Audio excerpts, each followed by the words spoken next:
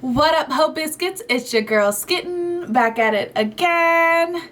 So I recently released an overly sarcastic productions video, and it was history sommelier.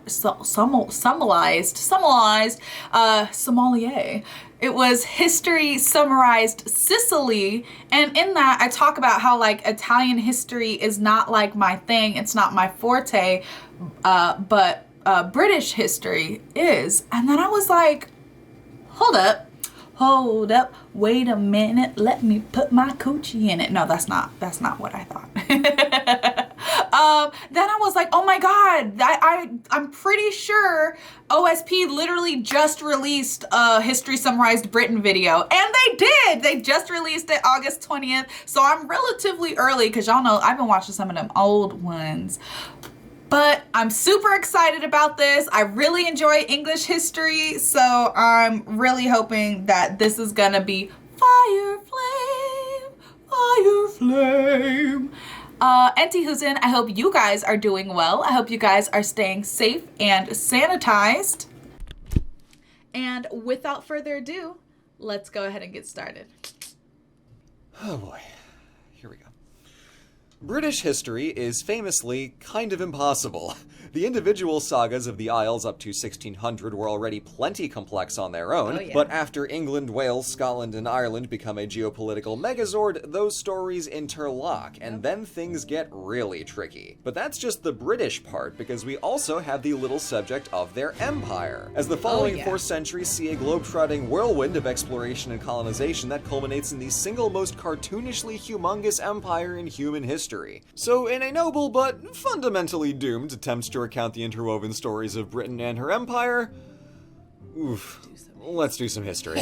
When last we left the Isles, Scotland's King James inherited the English crown in 1603 and luckily avoided being exploderized by the diabolical John Johnson and his fellow gunpowder junkies. Their plan was certainly extreme and their idiocy was correspondingly immense, but their religiously motivated discontent was broadly reflective of the public's mood. The Protestant Reformation took various shapes across Europe, and this very recently, albeit loosely unified Britain was running the full spectrum. Ireland was still majority Catholic, Scotland was Presbyterian Protestant, and England was a right mix. The Anglican Church was firmly Protestant, but maintained Catholic-style ceremonies and administration. This sat poorly with England's Catholic and nonconformist Protestant minorities, as well as almost all Scots and Irish. A century earlier, this wouldn't have been a problem, but now that Ireland, Scotland, and England were ruled by the same king, they needed to play nice. And none of them wanted to. Add to this tension that the king and Parliament were now openly antagonistic, as in 1629, King Charles dismissed Parliament entirely for 11 years, and when he begrudgingly brought them back to raise taxes to finance a war against Scottish Protestants, Parliament allied with the Scots against the king, defeated him in war in 1646, and executed him on charges of treason in 49. Parliament then abolished the monarchy, and for the next decade they governed the Isles as a republic. Catholic Ireland disliked the fiercely Protestant English government, and the Scots were understandably upset to hear that the English Parliament had murdered their Scottish king. So another round of war ensued. Scotland was straightforwardly beaten into submission, but Ireland was devastated, with between 10 and 25% of the population killed and all but Connaught fully confiscated by England. And this was not the first such conquest, as King James sent British colonists to Northern Ireland to establish the Ulster plantations in 1609. By the late 1600s, Ireland was blatantly treated as a colony. Not Protestant, not Britain, very exploitable. And we see that same logic applied to the Virginia colony in 1607 and other New World endeavors thereafter. Back in Britain, Lord Protector Cromwell died in 1658, and in his absence, the Republic started floundering. So here's a swerve for you. They asked the king to come back.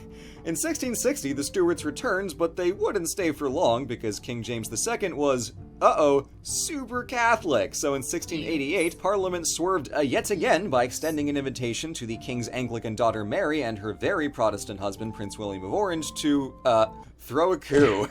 A coup is better than an outright civil war, but Okay. Scotland and Ireland did rebel in discontent, and England brought the hammer down hard. Meanwhile, in deposing and replacing a monarch, Parliament had all new leverage over the state, and essentially invented the concept of constitutional monarchy. The hefty political implications of that will unfold over the next few centuries, but an immediate consequence was Dutch boy William's hometown rivalry with France becoming England's business. And this geopolitical deja vu will define the long 18th century, as France and Britain compete in a second Hundred Years' War, both in Europe and all across their brand new empires. Inspired by the maritime mastery of Spain and Portugal, Britain sailed across the Atlantic to snag some colonies of their own, founding Virginia in 1607 and continuing with a flurry of expeditions from the Caribbean all the way up the Atlantic coast and around Hudson's Bay. In 1664, they captured the Dutch colony of New Amsterdam, renamed it New York, and by the end of the century, Britain was running a solid operation. London and West British ports were bustling with imported furs, tobacco, cotton, and sugar. Seeing the opportunity to literally grow money, Britain took a page out of Portugal's colonial playbook and began buying up vast amounts of Africans to work as slaves over in the New World. And this was the infamous triangle trade. British guns and textiles pay for slaves, who then staff increasingly massive plantations, and those crops sell in Europe for boatloads of money. Rinse, repeat,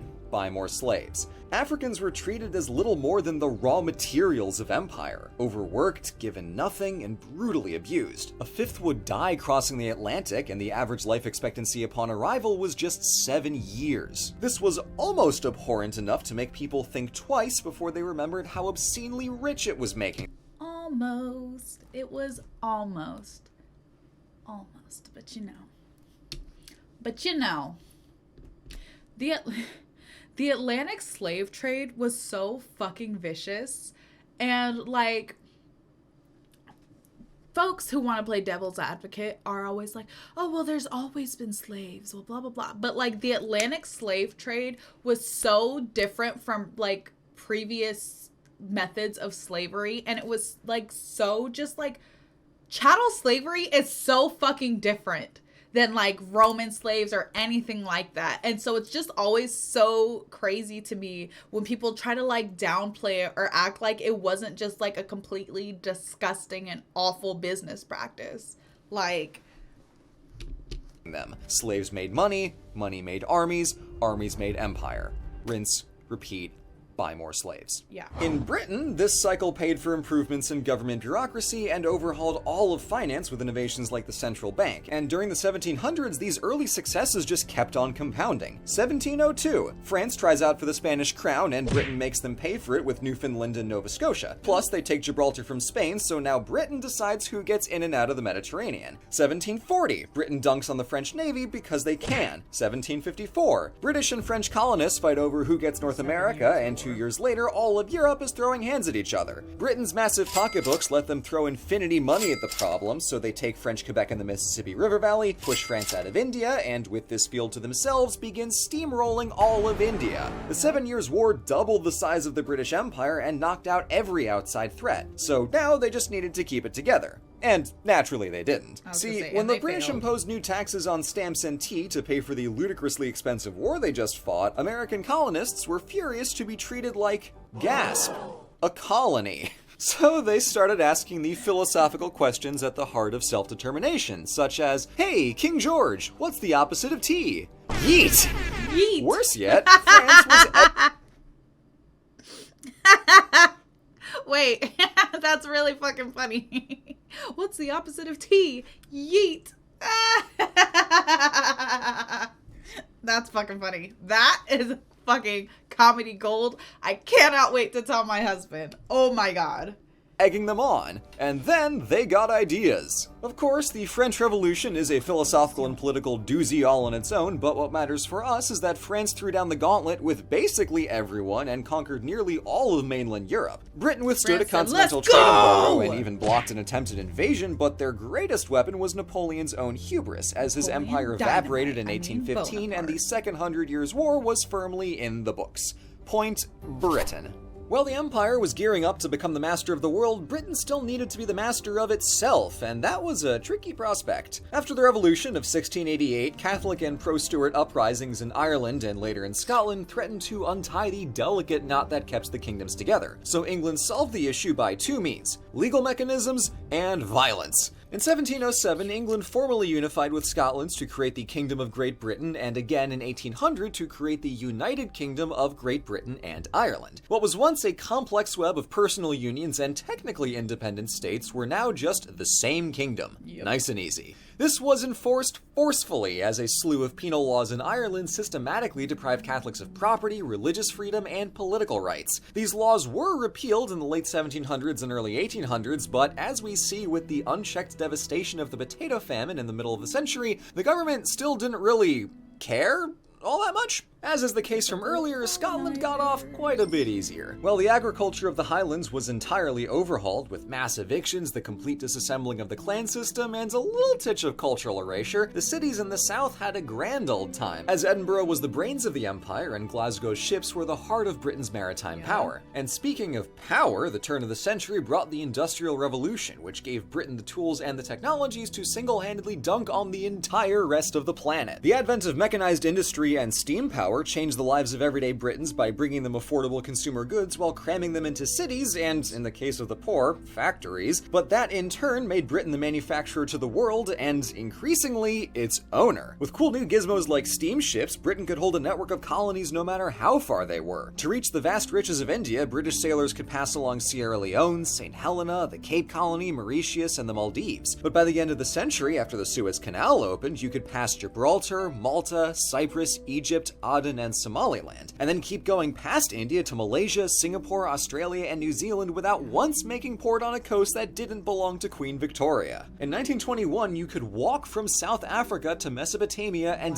never leave British territory. The raw scope and diversity of locales at play here is frankly absurd, as it's dizzying to distinguish what's behind this blanket of red draped over a quarter of the world. And while that diversity found its way into Britain itself through communities and art and food from all over, it raises some rather thorny questions about belonging and ownership. There was a tangible dissonance between the idea of all these disparate cultures coming together and the reality of Britain sitting at the top. Exactly. Still, British and other European empires knew that outright colonization was not necessary to squeeze out wealth, and the prime example is China, which Britain ransacked in the Opium Wars to get better trading rights and a tiny little island called Hong Kong. Because why bother colonizing all of China when you can just smack them into letting you trade whatever and wherever you want? Of course, keeping these far-flung territories safe from other prying empires produced a cycle of take it now so no one else can, leading the Europeans to carve up all of Africa in just 20 years. As we know, it wasn't long before they pointed those carving knives at each other, and so the World Wars happened.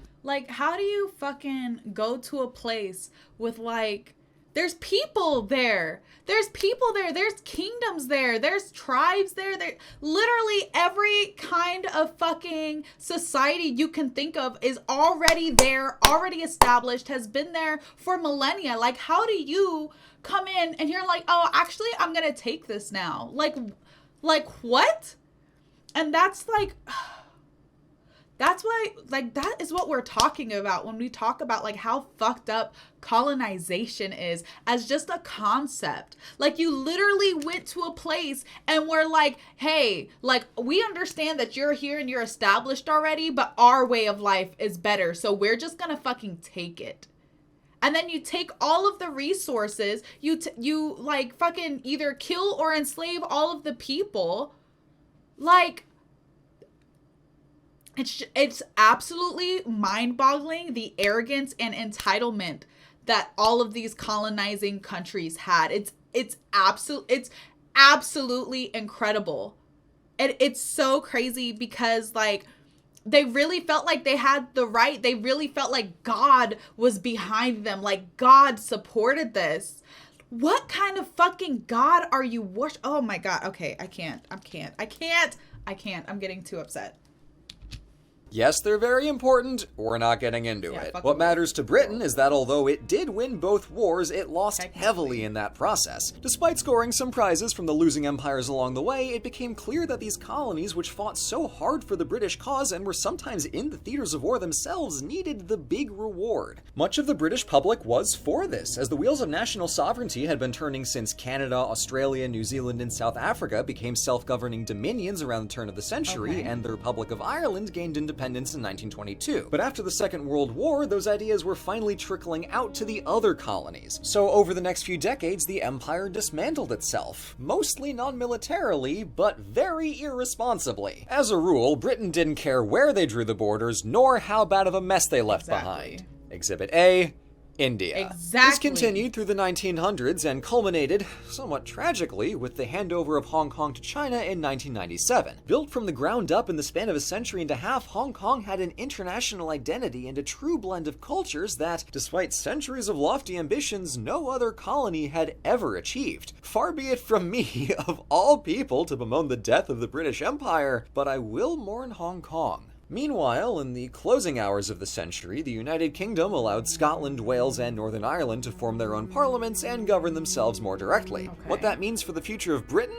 We're not there yet. And that, is the history of the British Empire. What it all meant and what we should take away from it are the subjects of vigorous academic and public debate. I can go on and on from my comfy top-down perspective, but the consequences of this history play out in the lives of billions of people.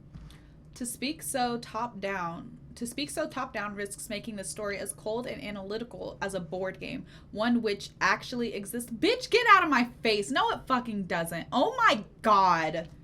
In the Isles and around the world. Its constitutional government, industrialization, global networks, bitter post-colonial rivalries, treasures missing from their home cultures, and a very, very contested picture of British identity. Who belongs? Who benefits? Even just inside of Britain, that is a lot to unpack. And with a topic as broad as the British Empire, there are no universal answers. What can I say? That's empire for you. Britain was literally like the overbearing, domineering father that, like, once he found out he could no longer control his kids, was like, fuck it, I wash my hands of you, and just like left his kids to fucking flounder. Like, oh my God, it's... You cannot be the basis for an infrastructure and then just immediately like pull out your support like that. Oh my God, it's so fucking insane. Like, when you think about the roles that fucking Britain played in so many fucking turf wars and like the downfall of like the I want to say the caliphate in Iran/Iraq. Like, it's absolutely insane how many fingers Britain had and how many pies and like how many lives they were responsible for destroying in their pursuit of this empire. It's absolutely insane, and it's obviously not something that can be addressed in a 12-minute video. I feel like Blue did an incredible job really just kind of hitting the basic points, right, and leaving everything else open for people to expand upon in their own right with their own research. Like, because there's so much material available out there, you could literally write a dissertation. I'm sure people have. You could literally write a dissertation about the British Empire, the British Empire, and like the far-reaching effects and all, like, literally still today feeling the effects of fucking the British Empire and colonization in general.